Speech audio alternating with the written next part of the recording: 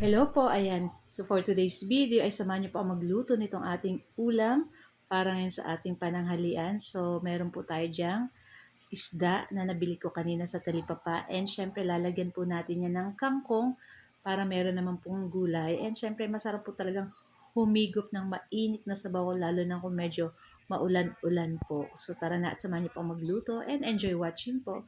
So ay na nga guys, so magpapakulo lang tayo dyan ng tubig sa ating kaserola.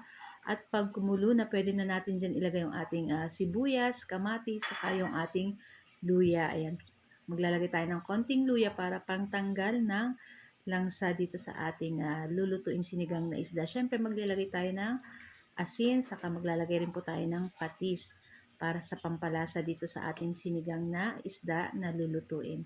So, i-mix-mix lang po natin iyan at pagkatapos, pag lutong-luto na yung ating mga ingredients dyan, ilagay na natin dyan yung ating ayan, sariwang-sariwang isda na nabili ko po kanina sa talipapa. Ayan, 3 piraso lang po yan kasi yan naman po ay malalaki.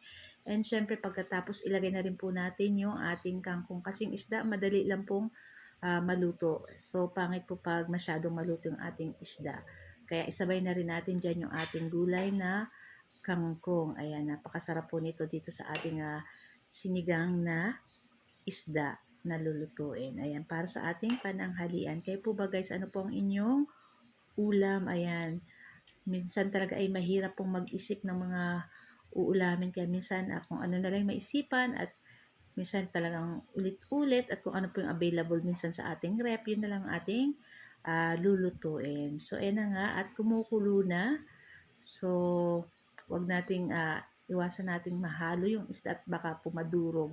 Siyempre, maglalagay na po tayo dyan ng ating, siyempre, pangpaasim, yung ating nor sinigang sa sampalok. So, pwede rin po kayong gumamit ng kalamansi.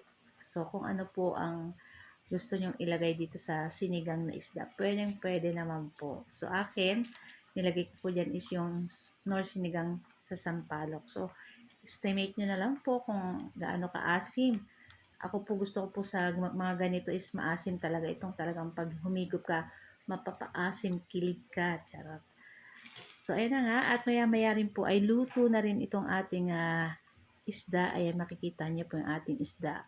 Yang ganyan po ay luto na rin yan. So, tamang-tama lang po yung itong pakaluto ng ating isda at saka nitong ating gulay na kangkong. Ayan, pwede pa po kayo maglagay dyan ng mga okra, talong. So, yan po yung available ko lang. Kaya, okay na po yan. So, ayan, at i-transfer na po natin yan sa ating mangkok. At syempre, hindi mawawala yung ating kanin na mainit at mainit pa yung sabaw. Ayan, talagang mayroon po tayo, maglagay na lang din tayo ng patis with calamansi para sausawan. So, ito lang po. Ito yung amin lang video today at sana po ay nag-enjoy kayo. Huwag niyo po sana kalimutan mag-like, follow at mag-share po ng ating video. So, guys, tara na at samahan niyo na rin po kami kumain. Thank you for watching. See you next video. Ciao!